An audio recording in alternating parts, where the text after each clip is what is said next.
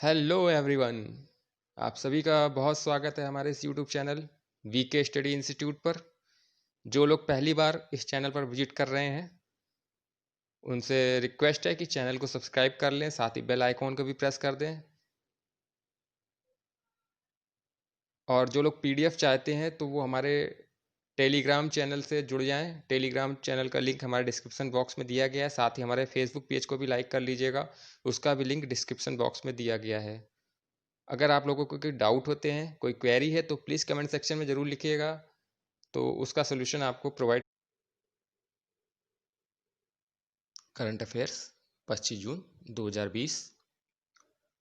Video को शुरू करने से पहले जिन लोगों ने चैनल को सब्सक्राइब नहीं किया है प्लीज़ चैनल को सब्सक्राइब कर लीजिएगा और टेलीग्राम को ग्रुप और फेसबुक पेज को भी लाइक कर लीजिएगा। अगर आपका कोई सुझाव है तो ज़रूर कमेंट सेक्शन में लिखिएगा। प्रधानमंत्री की अध्यक्षता में केंद्रीय मंत्रिमंडल यूनियन कैबिनेट ने प्रधानमंत्री मुद्रा योजना के तहत सभी शिशु ऋण खातों पर 12 माह की अवधि के लिए 2% की ब्याज सब्सिडी योजना को मंजूरी की है। ऋण सब्सिडी योजना का उद्देश्य कोविड-19 महामारी के कारण छोटे व्यापारियों को हुए नुकसान से राहत प्रदान करना है। प्रधानमंत्री मुद्रा योजना के तहत प्रदान किए जाने वाले शिशु ऋण का उद्देश्य सूक्ष्म तथा लघु उद्यमों की आर्थिक मदद करना है। अब प्रधानमंत्री मुद्रा योजना के बारे में थोड़ी सी जानकारी ले लेते हैं। प्रधानमंत्री मुद्रा योजना की शुरुआत 8 अप्रैल 2015 को गैर कारपोरेट, गैर कृषि, लघु सूक्ष्म उद्यमों को 10 लाख तक का ऋण प्रदान करने के उद्देश्य से की गई है। पीएमएमवाई के तहत ऋणों को मुद्रा ऋण के रूप में वर्गीकृत किया जाता है। ये ऋण वाणिज्यिक बैंक, क्षेत्रीय ग्रामीण बैंक, लघु वित्त बैंक, सूक्ष्म वित्त संस्थाओं तथा गैर बैंकिंग वित्त कंपनियों द्वारा प्रदान किए जाते हैं। प्रधानमंत्री मुद्रा योजना के तहत 3 प्रकार के ऋणों की व्यवस्था की गई है। शिशु ऋण, जिसमें 50,000 रुपये तक के ऋण प्रदान किए जाते हैं। किशोर ऋण, जिसमें 50,001 से 5 लाख रुपए तक के ऋण प्रदान किए जाते हैं। तथा तरुण ऋण, जिसमें 5 लाख 1 से 10 लाख रुपए तक के ऋण प्रदान किए जाते हैं। मुद्रा कंपनी को 100% पूंजी का योगदान के साथ भारतीय लघु उद्योग विकास bank, small industry development bank of India SIDBI के पूर्ण स्वामित्व वाली सहायक कंपनी के रूप में स्थापित किया गया है। वर्तमान में मुद्रा कंपनी की अधिकृत पूंजी 1,000 करोड़ है और भुगतान की गई पूंजी 750 करोड़ रुपए है।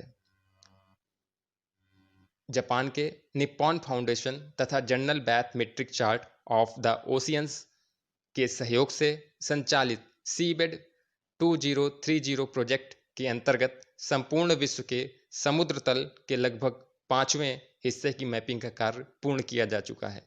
वर्ल्ड हाइड्रोग्राफी डे के अवसर पर निप्पॉन फाउंडेशन द्वारा इस बात की जानकारी दी गई। जीईबीसीओ सीबेड 2030 प्रोजेक्ट के तहत नवीनतम ग्रिड में 1.45 करोड़ वर्ग किलोमीटर के बाथीमेट्रिक डेटा को शामिल किया जा चुका है। वर्ल्ड हाइड्रोग्राफिक डे, जो कि 21 जून को सेलिब्रेट किया जाता है, 21 जून 2020 को विश्व भर में वर्ल्ड हाइड्रोग्राफी डे मनाया गया है। वर्ष 2020 के लिए वर्ल्ड हाइड्रोग्राफी डे की थीम थी ऑटोनोमस टेक्नोलॉजीज को सक्षम करना। इसका उद्देश्य हाइड्रोग्राफी अर्थात जल विज्ञान के बारे में लोगों के बीच में जागरूकता बढ़ाना है। इस दिवस की शुरुआत वर्ष 2005 में संयुक्त राष्ट्र महासभा में संकल्प पारित करके की गई थी। विज्ञान और प्रौद्योगिकी विभाग के स्वायत्त संस्थान भारतीय तारा भौतिकी संस्थान द्वारा किए गए अध्ययन में गर्म एक्सट्रीम हीलियम स्टार्स के वायुमंडल में पहली बार एकल आयन फ्लोरीन की उपस्थिति का पता चला है। यह अध्ययन एस्ट्रोफिजिकल जर्नल में प्रकाशित हुआ है। इस शोध अध्ययन के लिए हानले लद्दाख में स्थित भारतीय खगोलीय वेधशाला में संचालित 2 मीटर हिमालयी चंद्र टेलीस्कोप पर लगे हुए हानले एसेल स्पेक्ट्रोग्राफ से 10 गर्म EHES के उच्च रिजोल्यूशन एसएल स्पेक्ट्रा प्राप्त किए गए। इस वेधशाला का संचालन दूरस्थ रूप से भारतीय तारा भौतिक संस्थान द्वारा मैकडॉनल्ड्स वेधशाला, अमेरिका और यूरोपीय दक्षिणी वेधशाला के डेटा के साथ किया जाता है। एक्सट्रीम हीलियम तारा क्या है? एक एक्सट्रीम हीलियम तारा या EHE कम द्रव्यमान वाला सुपर जायंट बहुत बड़े व्यास और कम घनत्व का एक अत्यंत चमकीला तारा है जिसमें हाइड्रोजन मौजूद नहीं होता है, जबकि हाइड्रोजन ब्रह्मांड का सबसे आम रासायनिक तत्व है। भारतीय तारा भौतिकी संस्थान Indian institute of astrophysics (IIA) यह देश का एक प्रमुख संस्थान है जो खगोल, तारा भौतिकी एवं संबंधित भौतिकी में शोध कार्य को समर्पित है। संस्थान की प्रमुख प्रेक्षण सुविधाएं कोडेकनाल तमिलनाडु में, कावलूर कर्नाटक में, गौरीबिदनूर कर्नाटक में, हानले लद्दाख में स्थापित हैं। केंद्रीय मंत्रिमंडल ने भारतीय अंतरिक्ष क्षेत्र में निजी क्षेत्र, शैक्षणिक संस्थानों और अनुसंधान संस्थानों की अधिक भागीदारी सुनिश्चित करने के लिए एक नए निकाय के गठन को मंजूरी दी है। उल्लेखनीय है कि सरकार द्वारा प्रस्तावित भारतीय राष्ट्रीय अंतरिक्ष संवर्धन तथा प्रमाणीकरण केंद्र Indian national space promotion and authorisation centre भारतीय अंतरिक्ष क्षेत्र में निजी क्षेत्र की भागीदारी को बढ़ावा देने के माध्यम से दूरगामी सुधार सुनिश्चित करेगा।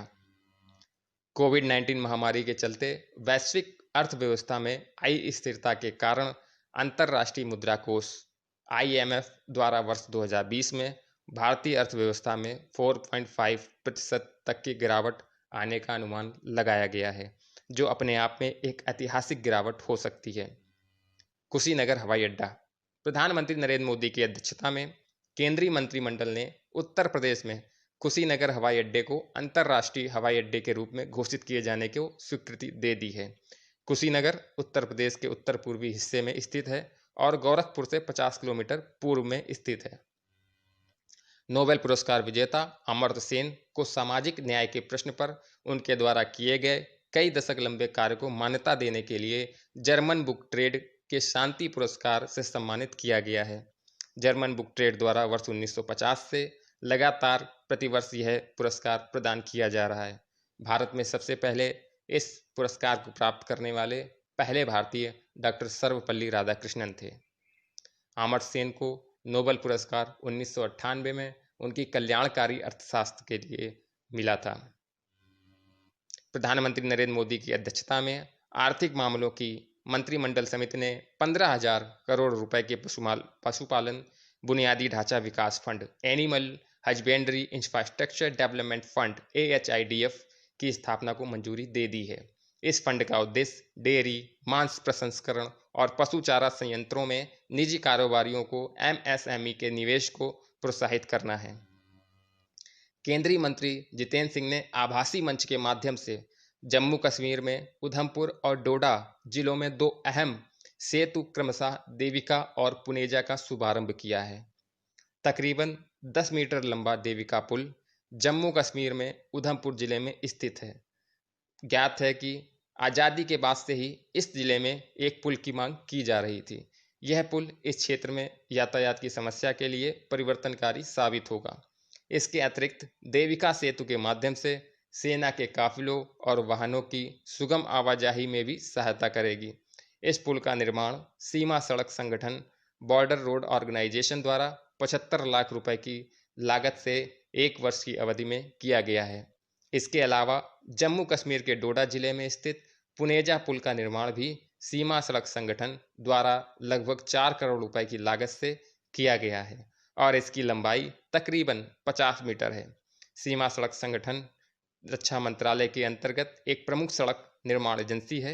इसकी स्थापना 7 मई 1960 को की गई थी। अब वन लाइनर देख लेते हैं।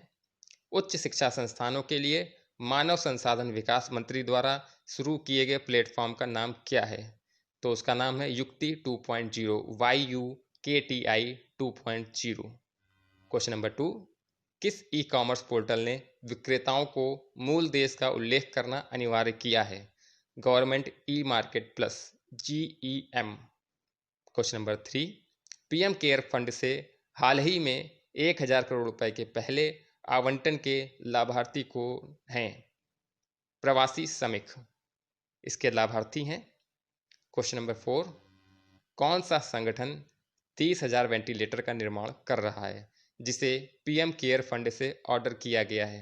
Bharat electronics limited.